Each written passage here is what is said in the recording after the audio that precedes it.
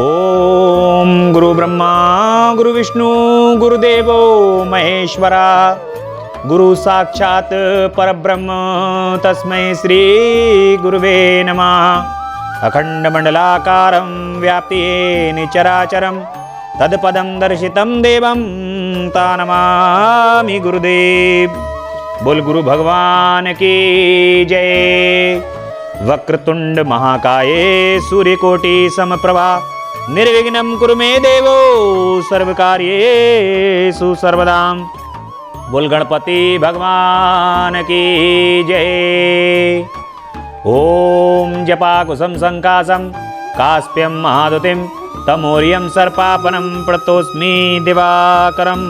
बोल सूर्य नारायण भगवान की जय।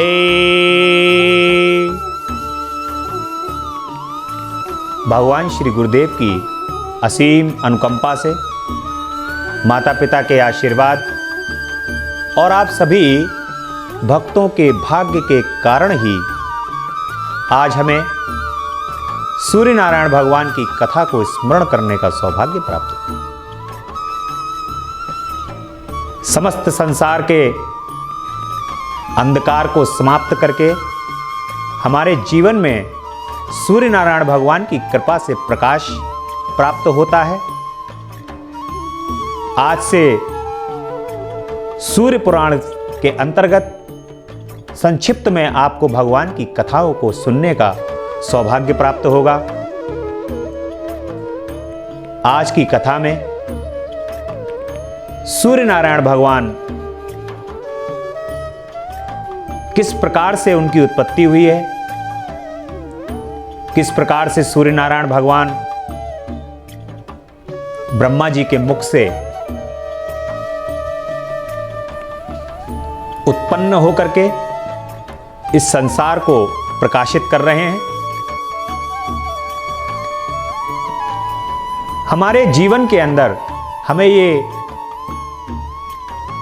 अनुभव होना चाहिए, ये पता होना चाहिए कि प्रत्येक दिन हम सूर्य नारायण भगवान को यदि अर्घ्य प्रदान कर रहे हैं तो उस अर्घ्य को प्रदान करने से हमारे जीवन के अंदर समस्त अंधकार का नाश होता है और समस्त अंधकार के नाश होने से हमारे जीवन को प्रकाश प्राप्त होता है। उस प्रकाश से यश, कीर्ति, मान, सम्मान, सौभाग्य, संतान सुख, वैभव, सभी प्रकार की इच्छाओं की पूर्ति होती है।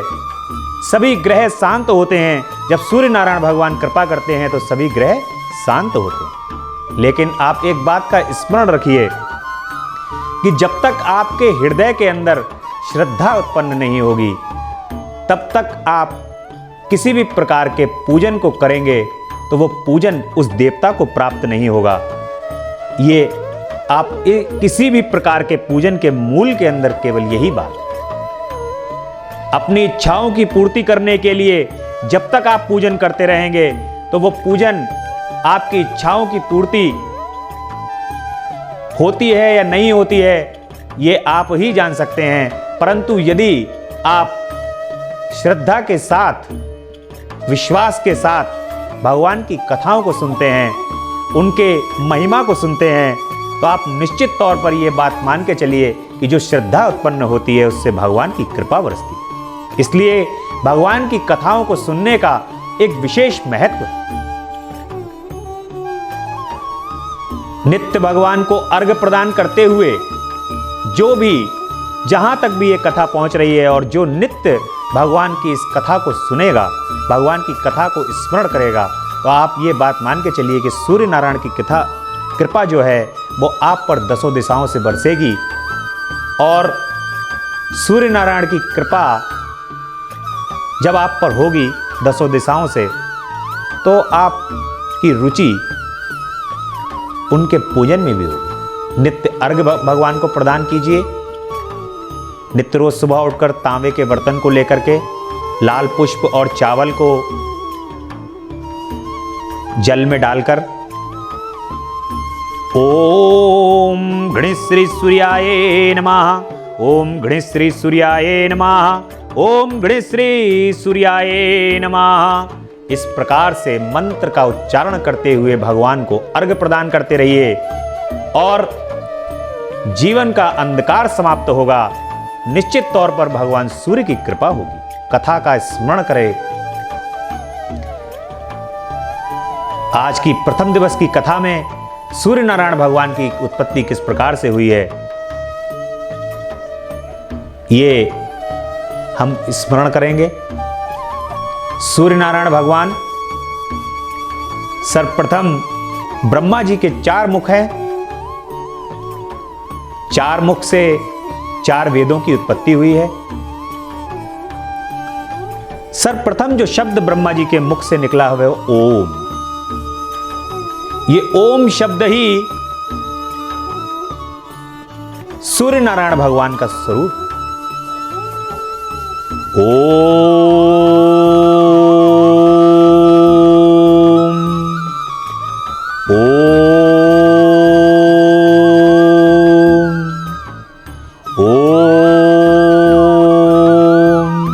इस प्रकार के उच्चारण से जो आपके सिर के चारों तरफ जो ऑरा उत्पन्न होता है वो सूर्य नारायण भगवान की ऊर्जा है।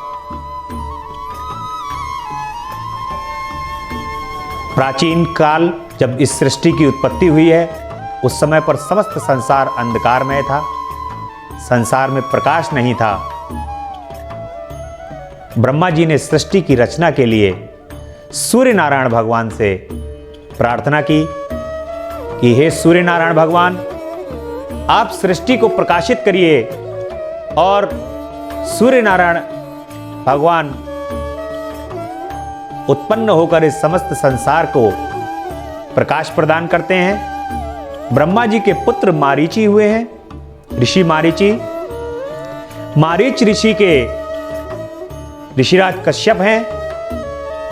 कश्यप ऋषि का विवाह अदिति के साथ होता है।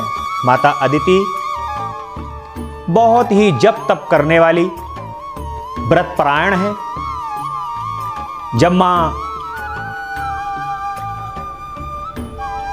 व्रत परायण होती हैं तो ब्रह्मा जी सुषमा नाम की सूर्य भगवान की किरण को उनके गर्भ में स्थापित कर देते हैं।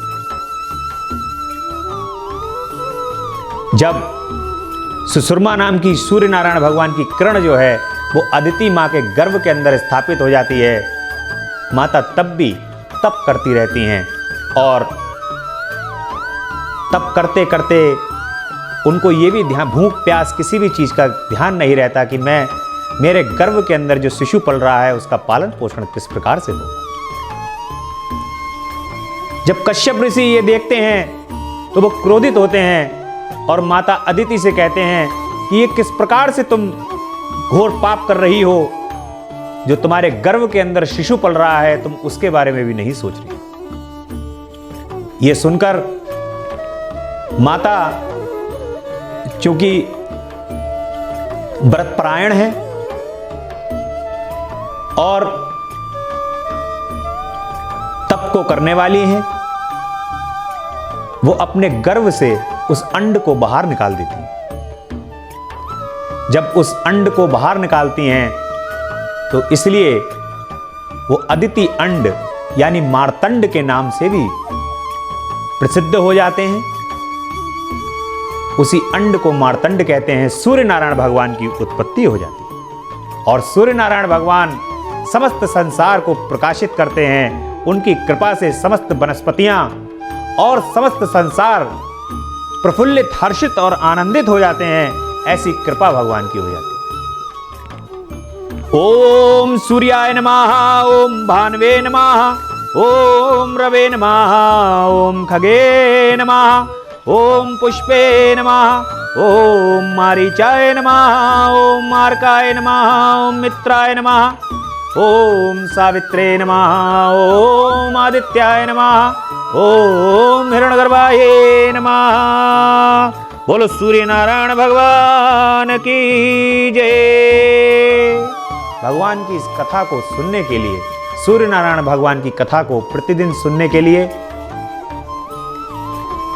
चैनल को सब्सक्राइब करते रहिए लाइक करते रहिए, दूसरों को शेयर करते रहिए, इस कथा का आनंद लेते रहिए। यकीन मानिए, जो इस कथा को बहुत ही श्रद्धा और विश्वास के साथ प्रतिदिन सुनेगा, उसके जीवन से सभी प्रकार के अंधकार समाप्त होंगे, जीवन प्रकाशमय होगा।